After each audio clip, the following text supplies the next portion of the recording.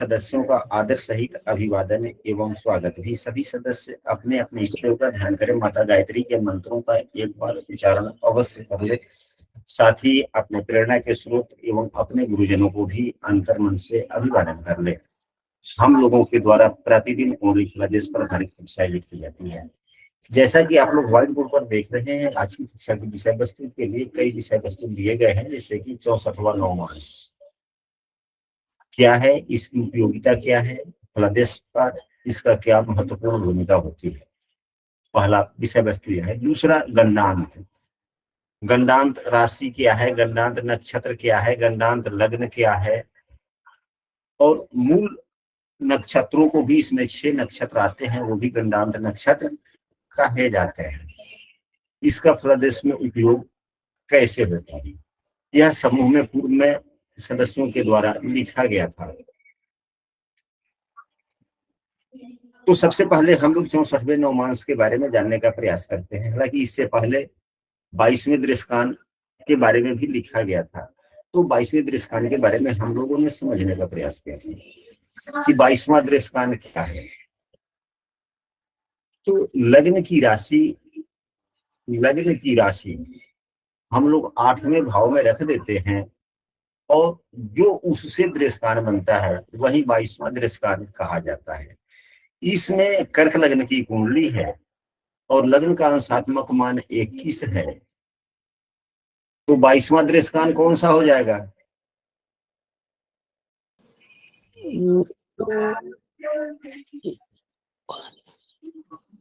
पांचवा। कौन सी राशि होगी या कौन से ग्रह होंगे? 22वें दृष्टान के स्वामी कौन से ग्रह होंगे? तुला राशि होगी गुरुजी। तुला राशि हाँ होगी। जी, हाँ जी। अब 11 नंबर की राशि 8वें भाव में है, 11, और लग्न का अंशात्मक मान 21 अंश है, या तीसरे दृष्टान में है। तो 8वें भाव से तीसरा दृष्टान कौन हो जाएगा? तो तीसरा दृष्टान 9वां राशि होती है। तो 11 से 9वां राशि तुला हो गया। तुला के स्वामी शुक्रदेव होते हैं। शुक्रदेव इस कुंडली के 22वें दृष्टान के स्वामी। चलिए, अब हम लोग बढ़ते हैं कि 64वें नवमांश के बारे में हम लोग अध्ययन करते हैं। 64वां नवमांश क्या है? तो जिस प्रकार 22वां दृष्टान अच्छा नहीं होता, संवेदनशील हो जाता है, ठीक उसी प्रकार 64वां नवमांश भी अच्छा नहीं होता, वह भी संवेदनशील ही बिंदु है। ऐसा क्यों? तो हम लोग इसे भी समझ लेंगे। यदि कोई कक्षा में नया है और हमारे प्रतिदिन की कक्षा में शामिल होना चाहते हैं, तो स्क्रीन पर दिख रहे नंबर पर व्हाट्सएप पर कक्षा में कंटिन्यू हो सकते हैं, या इस वीडियो के डिस्क्रिप्शन में हमने अपने व्हाट्सएप समूह का लिंक भी दे दिया, वहां से भी शामिल हो सकते हैं। यदि आप लोगों को आज की कक्षा अच्छी लगती है, तो अपने मित्रों को भी कक्षा की वीडियो यदि आप लोगों को मिले तो शेयर करें। तो हम सभी जानते हैं कि एक राशि में कितने नवमांश होते हैं? 9 होते गुरुजी। 9 नवमांश होते हैं। तो अब प्रथम भाव में 9 नवमांश, यहाँ देखना है 64वां नवमांश। दूसरे भाव में 9, 1 2 3 4 5 6 7 8 9। दूसरे भाव का 9 नवमांश, तीसरे भाव का 9 नवमांश, चौथे भाव में 9 नवमांश, पांचवें भाव में 9 नवमांश, छठे भाव में 9 नवमांश, सातवें भाव में 9 नवमांश। ये सभी कितने नवमांश हो गए? कितने हो गए? 7 9 63 हुआ जी। तो 8वें भाव का प्रथम नवमांश ही 64वां नवमांश हो जाएगा ना। फिर हम जो कहना चाह रहे हैं उसको आप लोग समझें कि पहले 64वां नवमांश कैसे देखें, उसकी विधियों को समझ लेते हैं। तो एक राशि में 9 नवमांश होते हैं, 7वें भाव तक 7 राशि हो गई, तो 7 9 63 यह हो गया। तो 64वां, तो 8वें भाव का पहला नवमांश ही 64वां होता है। 8वें भाव का पहला नवमांश 64वां नवमांश हुआ कि नहीं हुआ? हुआ गुरुदेव। क्योंकि यह 8वें भाव से संबंध रखता है और नवमांश मूल अंश होता है। जैसे लग्न तो यह 30 डिग्री का होता है, 30 में यह 21 अंशों का लग्न है, तो यह 21 अंश क्या है, यह 7वां नवमांश है। यह मूल बिंदु हो गया, यानी कि अंशात्मक मान के आधार पे लग्न का वहां पर वह विशेष भाग वह व्यक्ति के लिए हो गया। ठीक उसी प्रकार 8वां भाव कुंडली का सबसे अशुभ भाव होता है, तो वहां का जो मूल अंश होता है, वहां का जो मूल अंश होगा वह खराब होगा कि नहीं होगा? होगा गुरुदेव। यदि 8वां भाव कुंडली में 12 भाव होते हैं, सभी भावों में सबसे ज्यादा खराब भाव किसे कहा जाता है? 8वां। 8वां। तो 8वें का जो लग्न के मान के आधार पर जो अंशात्मक मान बनते हैं 64वां नवमांश, तो वह तो और खराब हो। इसीलिए इसे 64वें नवमांश को संवेदनशील या खराब कहा गया है। इसके स्वामी को 64वें नवमांश के स्वामी भी कहते हैं। जो कुंडली का हम लोग प्रवेश करते हैं तो खरेस की बात आती है, तो खरेस में 64वें नवमांश के स्वामी को भी खरेस कह दिया जाता है। खरेस क्या है? खरेस का मतलब हुआ कष्ट देने वाला। खरेस का मतलब रूखा सूखा कष्ट देने वाला। तो 22वां दृष्टान भी क्योंकि 8वें भाव से संबंध रखता है, इसलिए 22वां दृष्टान भी खराब होता है, 64वां नवमांश भी खराब होता है, 8वें भाव से संबंध रखता है, इसलिए खराब होता है। अब साधारणतया अब इन्हीं विषय वस्तुओं को हम लोग नवमांश से जरा देख लेते हैं कि नवमांश कुंडली में 64वें नवमांश को हम लोग कैसे देखें। तो यह जो लग्न नवमांश कुंडली है, यह लग्न के 9वें भाग की कुंडली है ना जी। अब कर्क लग्न अगर है तो यह 0 से 30 अंशों के बीच का कोई भी भाग है, तो यह 21 अंश है, तो यह 7वां भाग है, यानी कि नवमांश है या 9वां भाग की कुंडली है। तो अब यहां से शुरू करेंगे, यदि 1 गिनेंगे, 1 नवमांश, 2 नवमांश, 3 नवमांश, 4 नवमांश, 5 नवमांश, 6, 7, 8, 9, 10, 11, 12 यहाँ पे बना कि नहीं बना? बन गया। यहाँ पर यह 13वां हो गया, फिर 13 से शुरू होगा तो यहाँ पे 24 हो जाएगा, तो यह 25वां हो जाएगा, फिर ऐसे जाएगा तो यहाँ पे 36 हो जाएगा, फिर यहाँ पर 37वें से शुरू होगा, फिर ऐसे आएगा तो यहाँ पे 48 हो जाएगा, यहाँ पे 49 से शुरू होगा, फिर ऐसे घूम के आएगा तो यहाँ पर 12 25 60 यहाँ पर हो जाएगा, तो फिर यह 61 62 63 64। तो इस लग्न का 64वां नवमांश कौन हो गया? मंगल हो गए जी। लग्न का 64वां नवमांश क्या हो गया? यह हो गया। अब हम लोग जो पढ़े हैं, अब यहाँ पर हम लग्न की राशि रखते हैं, तो 21 अंश है लग्न का मान, या 7वां नवमांश हुआ। तो कुंभ का 7वां नवमांश कौन सी राशि होती है? कुंभ का 7वां नवमांश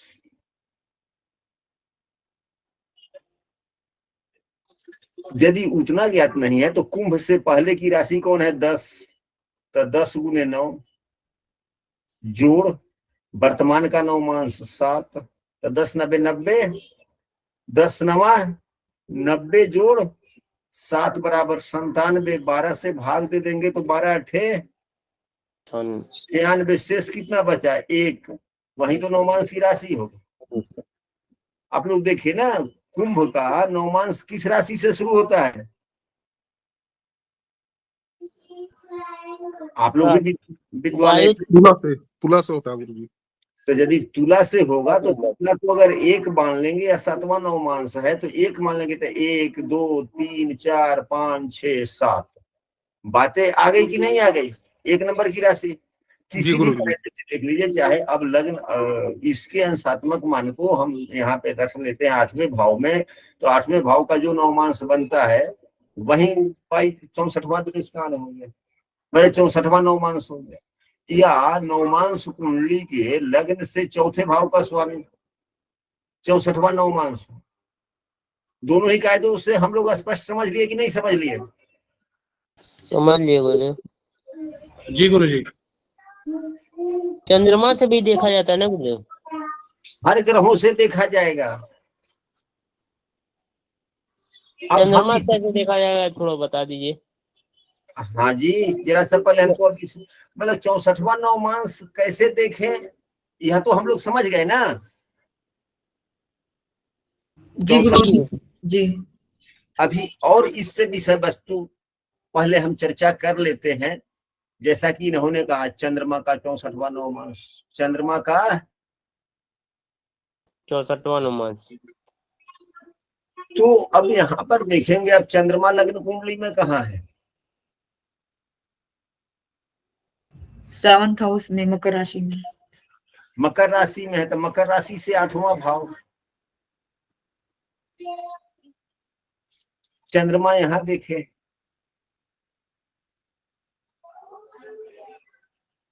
चंद्रमा से चौथा भाव लग्न, नवमांश के चंद्रमा से चौथा भाव यहाँ 7 नंबर की राशि है। अब लग्न के अंशात्मक मान को यहाँ रखें, सिंह राशि का यह 7वां नवमांश होगा। सिंह राशि में आया ना, 21 डिग्री लग्न का मान है। लग्न के मान को रखा जाएगा, ग्रह के मान को, ग्रह के अंशात्मक मान को आ जाएगा। ग्रह के अंशात्मक मान को नहीं रखा जाएगा, लग्न के अंशात्मक मान को रखा जाएगा, क्योंकि व्यक्ति के लिए देखना है ना, तो व्यक्ति तो वह लग्न है ना। क्यों संतोष जी आप नहीं बोल रहे हैं? जी जी गुरुदेव जी। तो बोलिएगा तब तो हम बात आगे बढ़ाएंगे। जी लग्न को। तो अब लग्न का मान जो 21 है, तो सिंह राशि में 21 अंश यानी कि 7वां नवमांश। तो सिंह का 7वां नवमांश कौन सा होगा? सिंह का नवमांश कहाँ से शुरू होता है? 1 से। 1 से। अग्नि तत्व के राशियों का नवमांश 1 से शुरू होता है, तो 7वां नवमांश कौन होगा? 7। तुला। हाँ तुला तुला तुला। सिंह का 7वां नवमांश तुला होगा। नवमांश जी। कुंडली में देखे, चंद्रमा से चौथे भाव में कौन है? सिंह राशि है, तुला है ना। जी। तो हम लोगों ने क्या सीखा?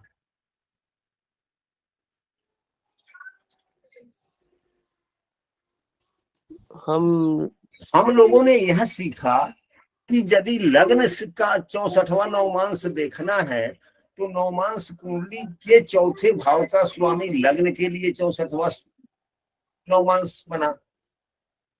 जिस ग्रह का देखना है, यदि चंद्रमा का देखना है, तो नवमांश कुंडली में देख लेंगे कि चंद्रमा कहाँ बैठा हुआ है। तो चंद्रमा से 7वें भाव में जो राशि बनी, उसके स्वामी चंद्रमा का 64वां दृश्य का 64वां नवमांश होगा।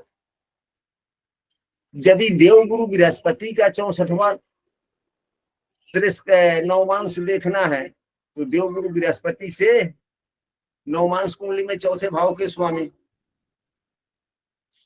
फलादेश में इसका उपयोग क्या है, यह अलग विषय वस्तु है, लेकिन 64वां नवमांश को समझना कि कौन होगा, यह अलग विषय वस्तु है। क्या तरुण शारदा जी 64वां नवमांश समझने में कहीं से अभी आपको कोई त्रुटि हो तो बोले? नहीं गुरुजी, समझ आ गया। समझ आ गया। अब यहाँ पर देखा जाए, इसको फलादेश में हम लोग उपयोग कैसे करेंगे? यदि हो सके तो आप सभी अपने अपने कैमरा को खोलें। कैमरा खुला हुआ रहता है ना, तो व्यक्ति एक दूसरे के सामने रहता है, मतलब कि देखता है, तो थोड़ा ध्यान केंद्रित ज्यादा होता है। अब यहाँ पर देखा जाए, आप ही में से कोई व्यक्ति कोई प्रश्न बोले, कोई प्रश्न बोले,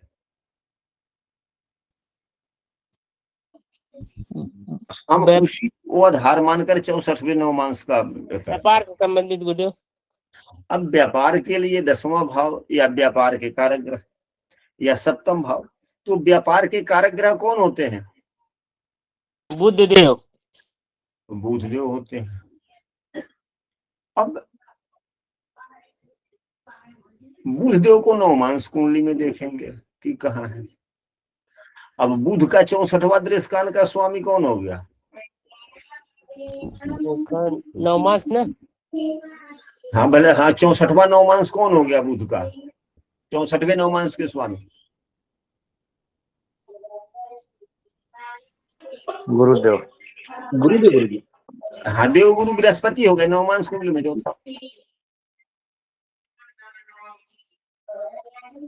तो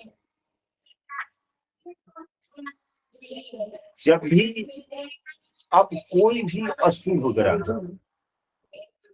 कोई भी अशुभ ग्रह कुंडली का जो बुरा फल देने वाला है, तो 64वां नवमांश धनु राशि हुई। जब धनु राशि में कोई भी अशुभ ग्रह गोचर करेगा,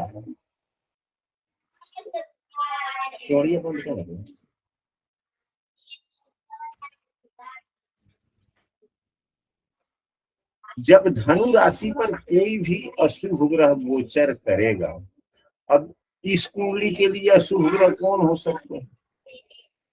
शनिदेव ही हो सकते हैं, बुधदेव स्वयं हो सकते हैं, बुधदेव स्वयं हो सकते हैं, क्योंकि ये 12वें एवं तीसरे भाव के भी स्वामी हैं। शुक्रदेव भी अशुभ ग्रह हो सकते हैं, क्योंकि 11वें भाव के स्वामी है, परंतु बात व्यापार की है, बात व्यापार की है और व्यापार से आय होता है, तो ये आय भाव के भी स्वामी है। तो आय के क्षेत्र के लिए तो शुक्रदेव अशुभ ग्रह नहीं होंगे ना? नहीं गुरुदेव।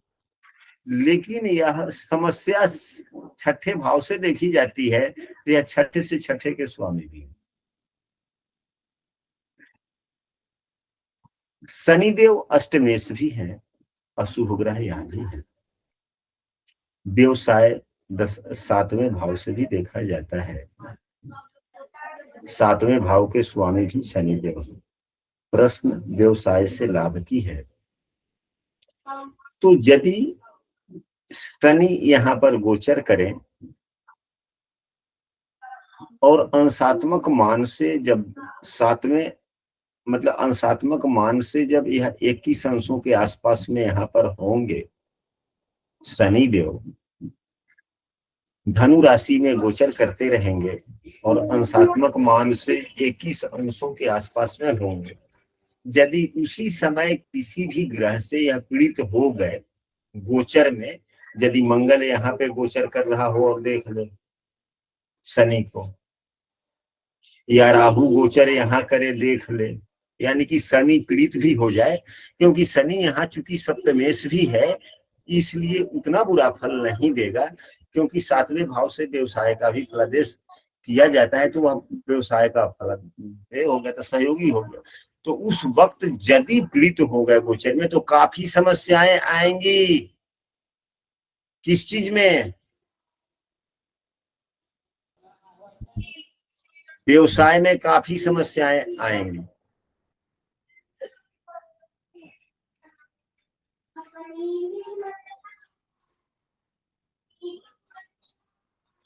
यदि लग्न से 64वें नवमांश, अब 64वां लग्न, अब लग्न क्या है? शरीर है। बीमारियां तो शरीर में ही होती है ना जी, बीमारियां शरीर में होती हैं। शरीर में होती है, तो शरीर का लग्न का 64वां नवमांश मेष हो गया।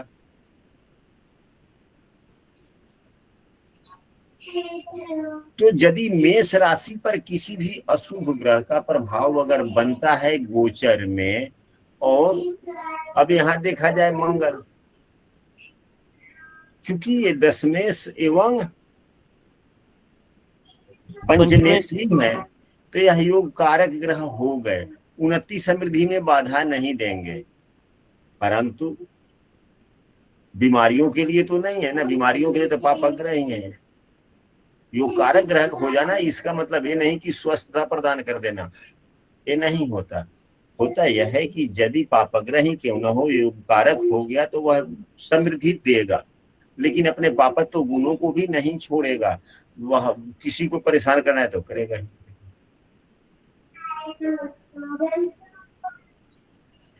तो जब भी यहाँ पे 64वें नवमांश का जो मान बना, क्या बना? तो मेष राशि का 21 अंश। मेष राशि का 21 अंश।